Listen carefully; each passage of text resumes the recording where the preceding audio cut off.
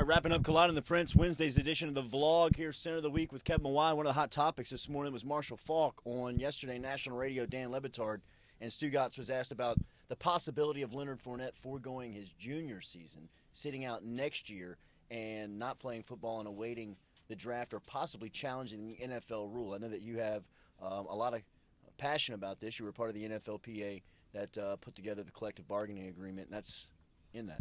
It really is. I mean, the rules there not to protect players' jobs in the NFL. It's to just protect players in general and protect the integrity of the game. And so, I think there's a common knowledge, a common feeling between the owners and general managers and the players that as a kid coming out, 18-year-olds, 20-year-olds, 2 years out of high school, you're not ready to play in that league at a very successful rate.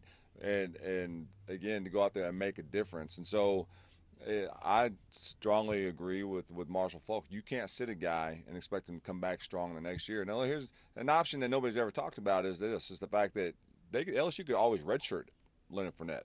Not that that's in his best interest or the best interest of LSU, but that is definitely a possibility. But really, the kid's your best player on your team, and why would you redshirt him for anything other than health issues? Yeah, and look, Fournette answered with a tweet during our show 7 to 9 a.m. this morning when it seemed like it was a hot topic both nationally and locally, with a tweet that said, not jumping ship, drowning with his teammates or drowning with his brothers.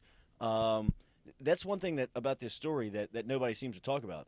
Nobody's talked to Leonard about this. Right, well, and that's the thing is that it serves no purpose for the people who want to just talk about the topic to actually talk about the individual.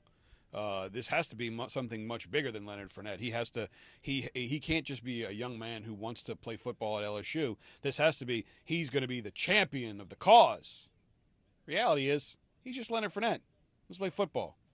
It's kind of that simple. You've been really impressed with the five up front in front of him. I really have. I think collectively they've been playing really well together. A lot of talk about what the chemistry is going to look like, who the best five are going to be. I think Jeff Grimes has found the best five, and Les Miles is letting them play their game. Individually, every one of them are doing the job that's been asked about them. Really impressed with the two young guys, Tahuma and William Clapp, especially William Clapp. I think he's just seeing things at a level that you a lot of times don't expect a young player. Tahuma physically is dominating everybody he's playing against. He's just got to have more awareness on some of his pass protection stuff, where the second-level defender is coming from. Gerald Hawkins is doing a great job. Don't hear his name. That's a good thing for left tackle, and same thing with Waddell at the right tackle. Ethan Posick, no doubt a front runner for first-team All-American this year, in my opinion. Every Wednesday here on your morning drive, it's the Center of the Week with Kevin Mawai. Check out the podcast online. We're at TJ Ribs for lunch today. Back with you tomorrow morning right here on 104.5, 104.9 ESPN Baton Rouge.